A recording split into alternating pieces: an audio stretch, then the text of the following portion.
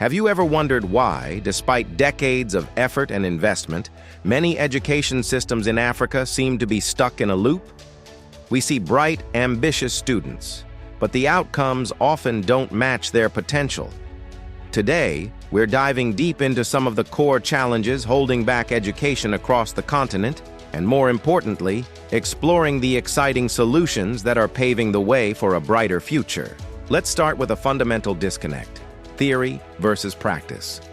Imagine spending years learning complex formulas and historical dates, only to find that you have no idea how to apply that knowledge to solve a real-world problem. This is the reality for countless students. They can recite textbook definitions perfectly, but when it comes to practical skills like critical thinking, problem solving, or even basic vocational abilities, there's a massive gap. The curriculum often prioritizes memorization over application. Students are taught what to think, not how to think. This theoretical overload leaves graduates ill-prepared for the modern job market, which desperately needs innovators, builders, and creative thinkers, not just human encyclopedias. The result is a frustrating cycle of unemployment and underemployment, where academic certificates don't translate into meaningful careers. Another significant hurdle is the language barrier that exists right inside the classroom. In many African nations, the official language of instruction is a colonial language: English, French, or Portuguese. However, for a vast number of children, the language they speak at home, the language of their heart and their community, is completely different. Think about it. A young child, just starting their educational journey, is forced to learn fundamental concepts like math and science in a language they are simultaneously trying to understand for the first time. It's like trying to build a house while the foundation is still wet. This creates a huge cognitive load, slowing down comprehension and often leading to disengagement. It can make students feel alienated from their own education. While proficiency in international languages is undeniably important for global communication, using a child's mother tongue in the early years of schooling has been proven to build a stronger educational foundation, boost confidence, and improve overall learning outcomes. It's not about choosing one over the other, it's about creating a bridge, not a barrier. Now, let's talk about the curriculum itself. In many places, the educational content being taught is, to put it mildly, outdated. Some school syllabi haven't seen a significant update in decades. Students are learning from textbooks that describe a world that no longer exists. They're being prepared for industries of the past, not the industries of the future. Where are the comprehensive courses on digital literacy, coding, artificial intelligence, or sustainable agriculture? These are the skills that are shaping the 21st century, yet they are often missing from the core curriculum. This isn't just a minor oversight. It's a critical failure to prepare the next generation for the realities they will face. We can't expect to build a prosperous future using the blueprints of the past. The world is moving at lightning speed, and our educational systems need to not only keep pace, but also look ahead and anticipate the skills that will be needed tomorrow. So, what's the way forward? The answer isn't just about tweaking the old system. It's about reimagining it. First and foremost, we need a seismic shift from theory to practice. Let's make learning hands-on and project-based.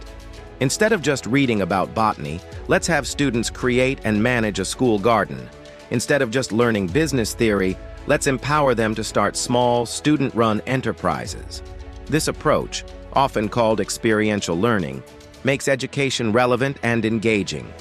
It teaches invaluable skills like teamwork, financial literacy, and resilience. When students can see the direct impact of their knowledge in the real world, learning transforms from a chore into an exciting adventure. We need more workshops, more labs, more apprenticeships, and more opportunities for students to get their hands dirty and solve tangible problems within their own communities. To tackle the language issue, a bilingual or multilingual education model is key. Let's embrace home languages as a powerful tool for learning in early grades. Children should first grasp core concepts in the language they understand best. Then, as their cognitive abilities develop, a colonial or international language can be introduced more effectively as a subject, eventually becoming a medium of instruction in later years. This approach has been successful in many parts of the world. It respects cultural identity, improves academic performance, and ultimately produces students who are not only fluent in their mother tongue, but also proficient in a global language, giving them the best of both worlds. It empowers them to be rooted in their culture while also being able to connect with the wider global community. And finally, we must urgently update our curricula for the future. This requires a dynamic collaboration between educators, industry leaders, tech innovators, and policymakers. We need to look at the job market of today and tomorrow and work backward. What skills are in high demand? What challenges does our society face? The curriculum should be flexible, adaptable, and constantly evolving. It must integrate digital skills, financial literacy, entrepreneurship, and critical thinking from an early age. Let's equip students with the tools to not just find jobs, but to create them. Let's foster a spirit of innovation and problem-solving that empowers them to build a sustainable and prosperous future for themselves and their communities. This isn't just about updating textbooks. It's about changing the entire mindset of what education is for. The challenges are significant, but the potential is immense.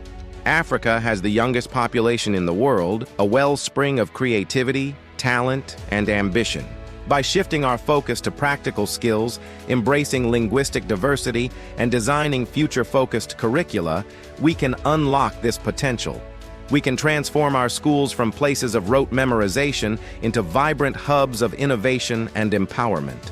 This isn't just a dream, it's a necessary evolution that is already beginning to happen in pockets of excellence across the continent. The goal is to make this the norm, not the exception. By investing in a relevant, practical, and forward-thinking education, we are investing in the future of Africa itself. Thank you so much for joining me on this important discussion. What are your thoughts on how to improve education in your community? Let me know in the comments below. If you found this video insightful, please give it a thumbs up, share it with your friends, and don't forget to subscribe for more content that matters. Your support helps us continue these vital conversations. Until next time, stay curious and keep learning.